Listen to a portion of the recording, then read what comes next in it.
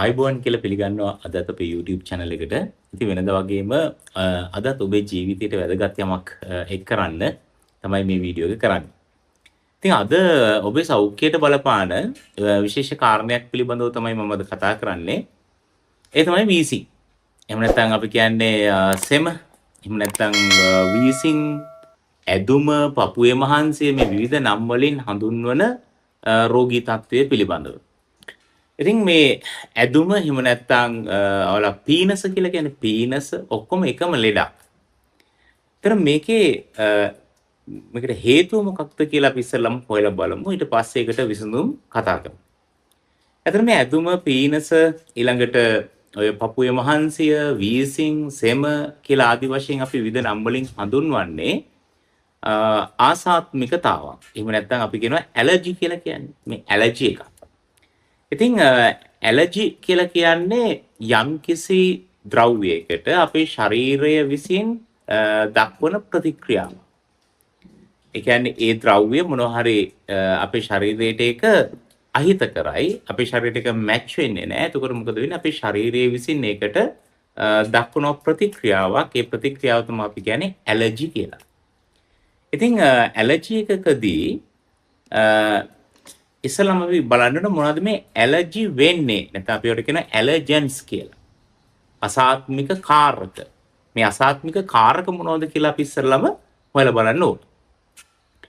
දැන් මේකේ විවිධ අයට විවිධ දේවල් ඇලර්ජි වෙන්න පුළුවන්. සමහර අයට ආහාර. සමහර අයට දූවිලි. සමහර අයට මේ හියුමිඩිටි එක කියන්නේ වායුවල තියෙන ජල වාෂ්ප ප්‍රතිශතයේ වැඩිවීම පවා ඇලර්ජි වෙන අවස්ථා තියෙනවා. හැබැයි අපි ගොඩක් වෙලාවට කතා කරපු නැති දෙයක් තියෙනවා. අති බහුතරයකට මේ සෙම තත්ත්වය වැඩි වෙන්න, මේ පීනස් තත්ත්වය වැඩි වෙන්න බලපාපු විශේෂ දෙයක් තියෙනවා අපි කතා නොකරන. අන්න ඒක තමයි මම අද ඔබට පැහැදිලි කරන්න යන්නේ. ඉතින් හොඳට බලන්න දැන් ඔය වීසිං තියෙන ගෙදරක ඔබ හොඳට හොයලා බලන්න මෙන්න මේ කියන ප්‍රශ්න තියෙනවා. පළවෙනි එක. අනිවාර්යෙන් මේ ගෙදර අය ජනෙල් දොරවල් විවෘත කරනවා අඩුයි. හුඟක් වෙලාවට ජනෙල් වහලා. ඒක විවෘත කරන්නේ නැහැ. සමහරට කියනවා මේ පිටින් දූවිලි එනවා. ඒ නිසා අපි ජනෙල් වහගෙන ඉන්නවා. දෙවෙනි කාරණේ තමයි ඒ ජනෙල් තිබුණත් සමහරට හොඳින් ඒ කාමරය ඇතුළට ආලෝකයේ වාතාශ්‍රය ලැබෙන්නේ නැහැ. ඒ දෙවෙනි ලක්ෂණය. ඊළඟ කාරණේ තමයි හොඳට බලන්න මේ වීසිං තියෙන ගෙදරක අපි බැලුවොත් එක්කෝ ඒ ගෙදර තියෙන බඩුමුට්ටු වැඩි. ඒ කියන්නේ අපි තුමුකෝ දැන් සෝෆා එකක් වෙන්න පුළුවන්, ඇඳ පුටු මේවා වැඩි. ඒ කියන්නේ අහුමුළු ප්‍රමාණය වැඩි. අතු ගන්න පුළුවන් කියන්නේ අතු ගන්න බැරි තැන් වැඩි. එහෙම නැත්නම් මකුළු දැල් තියෙනවා. එහෙම නැත්නම් කූඹි වගේ සත්තු ඒ ගෙදර ඉන්නවා. එහෙම නැත්නම් බලල්ලු වගේ සත්තු ඉන්නවා. මේ විවිධ දේවල් වෙන්න පුළුවන්. ඉතින් මෙතනදී මම විශේෂයෙන්ම කතා කරන්න යනවා මෙන්න මේ කාරණේ. ඒක ගොඩක් අය කතා කරන්නේ නැති එකක්. ඒ තමයි ඔයාලගේ ගෙවල් වල ඇඳන් වල එහෙම නැත්නම් ඔය සෝෆා සෙටි වල, කොට්ටවල, කුෂන් කොට්ටවල ජීවත් වෙන එක්තරා සතෙක් ඔබේ පීනසට එහෙම නැත්නම් මේ ඇදුම තත්වයට ප්‍රධාන හේතුවක් කියලා සමහර විට ඔබ දන්නේ නැහැ. දැන් අපි ගත්තොත් මේ වගේ කුෂන් කොට්ටයක් මේවා ගත්තොත් එහෙම මේකේ මේ සත්තු ඉන්නවා. හරි දැන් ඔයාලා මේ ගෙදර නිදා ගන්න කොට්ටයක් අරන් ගිහලා හොඳට අවුව තියෙන තැනකට ගියා මේව පාරක් ගහන්න මේක පාරක්. ඒතර පෙනේ දුම් වගේ යනවා. ඔයාලා නිදා ගන්න කොට්ටය අරගෙන ගිහිල්ලා ගහලා බලන්න. මේකේ දුම් වගේ යනවා. මොනවද මේ යන්නේ? මේ එළියට යන්නේ එකක් තමයි මේකේ දූවිලි තියෙනවා දූවිලි. දෙවෙනි කාරණේ තමයි දැන් මේ කොට්ටේ ඇතුලේ පුරවලා තියෙන්නේ අපි මොනවද? පුළුම්. සමහරට පුළුම් ඔබට වඩා පරණ ඇති. ඔබ දන්නේ මේ කොට්ටේට කොයි කාලෙද පුළුම් පිරෙව්වේ කියලා. සමහරට පුළුම් ඔබට වඩා පරණයි. ඒතර මේ පුළුම් කාලයක් යද්දි දිරනවා. ඒවා සියුම් කොටස් වලට කැඩෙනවා. කැඩිලා මේ කොට්ට උරේ හරහා එළියට එනවා. ඉතින් ඕක තමයි අපි උදේ ඉඳන් රෑ වෙනකන්, රෑ ඉඳන් එළි වෙනකන් ඇද ඉන්නේ. හරිද? ඒ කියන්නේ නිදා ගන්නකොට අපි හුස්ම ගන්නෙ මේ කොට්ටේ හරහා. කොට්ටේ තියෙන මේ දූවිලි අංශ ඔක්කොමත් එක්ක. ඒතොර ඒ දූවිලි විතරක් නෙවෙයි. මේ කොට්ටේ ජීවත් වෙන තව පුංචි සතෙක් ඉන්නවා. අපි උන්ට කියනවා ඩස්ට් මයිට් කියලා. මේ ඩස්ට් මයිට් කියන්නේ ඇහැට පේන්නේ නැති තරම් ඊටාම පුංචි සතෙක්. දැන් අපි ගත්තොත් මේ වගේ සෝෆා සෙටි වල මේ සතා ඉන්නවා. ඉන්නවා කියලා අඳුර ගන්න ක්‍රමයක් තියෙනවා. මොකක්ද? දැන් ඔබ ෂර්ට් එකක් නැතුව මේ වගේ සෙටි එක වාඩි වෙලා ඉද්දි දැනෙනවා මේ ඇඳුම නැති හරියේදී. පුංචි මොකක් හරි විදිනවා වගේ කනවා වගේ දැනෙනවා. සමහර ස්ථාන රතු වෙනවා. මේකට හේතුව තමයි අර ඩස්ට් මයිට්ලා ඔබේ සම සපා කන හපනවා. ඒතර තමයි ස්ථාන රතු වෙන්නේ කසන්නේ. හොඳට බලන්න තමන්ගේ ගෙදර ඔය කොට්ටවල මෙට්ටවල මුං ඉන්නවා. එතකොට දැන් ඔය අපේ හැමෙන් ගැලවෙන සෛල තියෙනවානේ පොඩි පොඩි කොටස්. මෙන්න මේවා තමයි මේගොල්ලෝ ආහාරයට අරගෙන ජීවත් වෙන්නේ. මුං ලක්ෂ ගණන් ඉන්නවා. මේක බලා ගන්න පුළුවන් මේ වගේ මේ කුෂන් කොට්ටයක් අරගෙන සුදු පාට හොඳ පිරිසිදු කඩදාසියක් උඩේ කුෂන් කොට්ටේ තියලා බ්‍රෂ් කරන්න.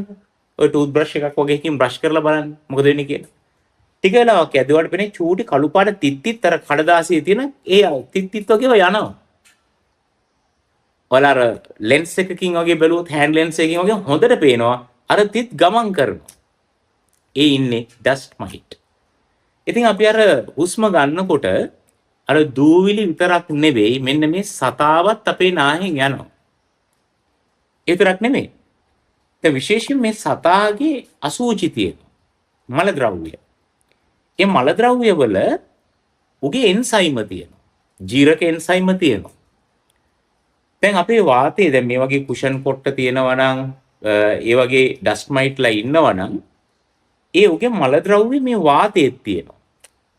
ගෙදර හොඳට මේ දොර ජනෙල් නිතර විවෘත වෙන්නේ නැත්තම් මේ වාතය තුල විශාල වශයෙන් මේ ඩස්ට් මයිට්ලාගේ මල ද්‍රව්‍ය වාතයේ තියෙනවා. ඒවා අතිශයින් කුඩායි. ඇහැට පේන්නේ දූවිලි අංශු වගේ තමයි. එතකොට මෙන්න මේ දූවිලි අංශු වගේ තියෙන මේ මල ද්‍රව්‍ය අපේ නාහෙන් ගිහිල්ලා අපේ පෙනහළු වලට ගමන් කළාම ඒ වගේ තියෙන එන්සයිම ක්‍රියාකාරී වෙනවා. ඒවා ඇක්ටිව් වෙනවා. අන්න එතකොට පෙනහළු වල අර අසාත්මිකතාව ඇති වෙනවා. ඊගාර නාසයේ මේ ඇතුළට ගියාට පස්සේ මේ හරියේ මේ අසාත්මිකතාව ක්‍රියාත්මක වෙනවා. දැන් මොකද වෙන්නේ? අපිට කිවිසුම් යනවා, හිසේ බරගතිය එනවා, හිස ඔළුව රිදෙනවා.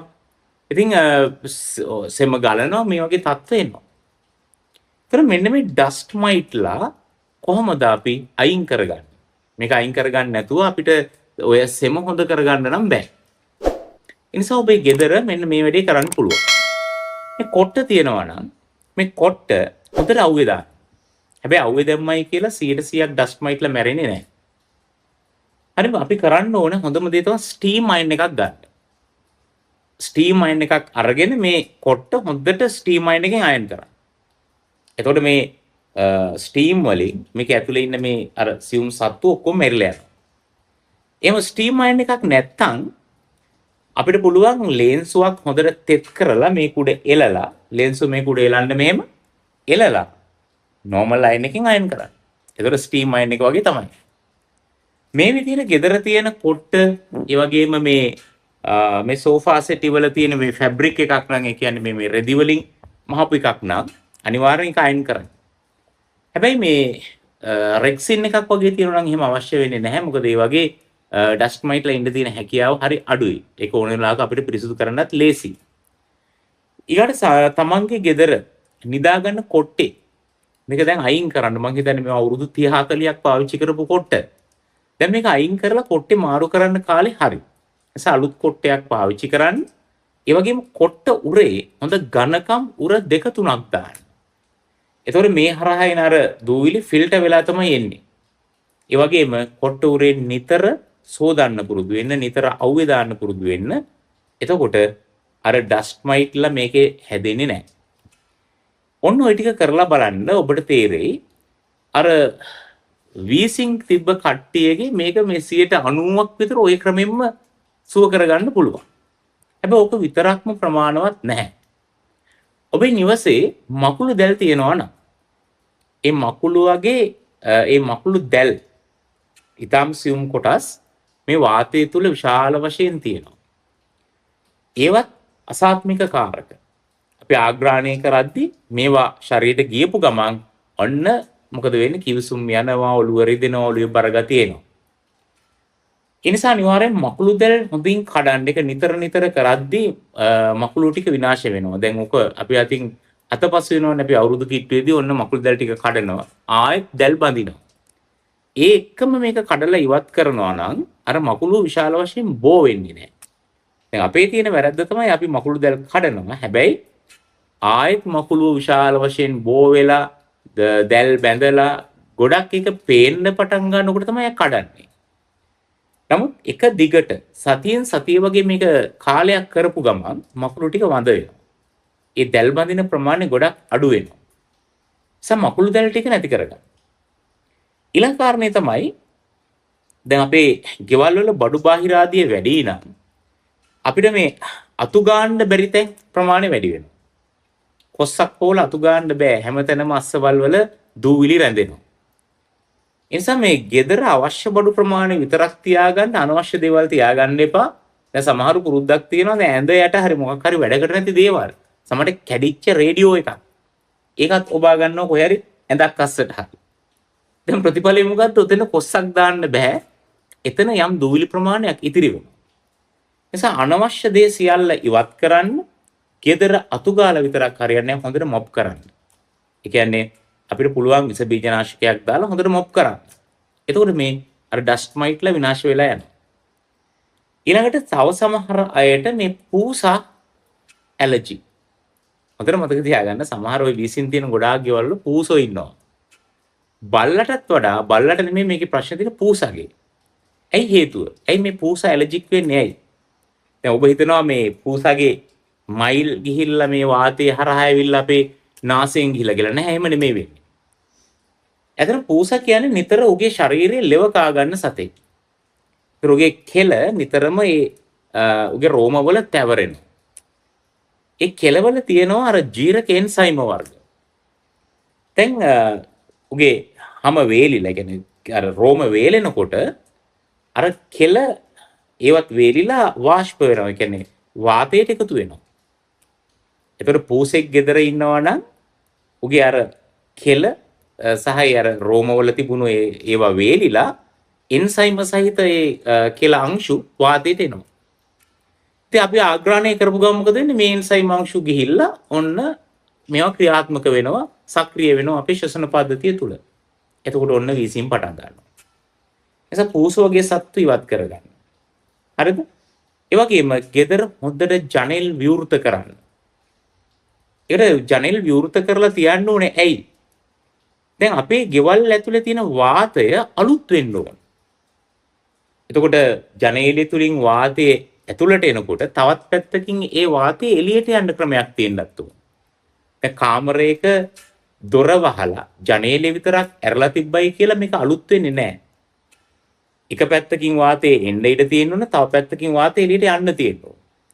හොඳට දොර ජනෙල් විවෘත කරන්න, හොඳට ඉරේලිය වැටෙන්න සලස්වන්න, ඒ වගේම අර වාතාශ්‍රය හොඳට ගේ ඇතුළට ලබා ගන්න විදිහට විවෘතව තියන්න. මෙන්න මේ ටික කරලා බලන්න ඔබට තේරෙයි ටික දවසක් යද්දී ඔය ගෙදර හිටපු වීසිං ලෙඩ්ඩු ටික නිකම්ම සුව වෙනවා.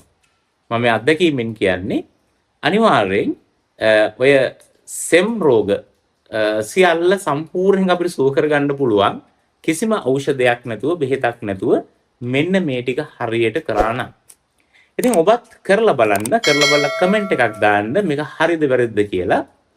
මම දන්නවා 100%ක් අනිවාර්යෙන් මේ දේ කළොත් ඔය සෙම් රෝග ටික සුව කරගන්න පුළුවන්. එහෙනම් නැවතත් මෙවැනිම වීඩියෝකින් අපි හමු වෙමු. එහෙනම් බොහොම ස්තුතියි අපිත් එක්ක එකතු වුණාට. එහෙනම් අයබෝවන්.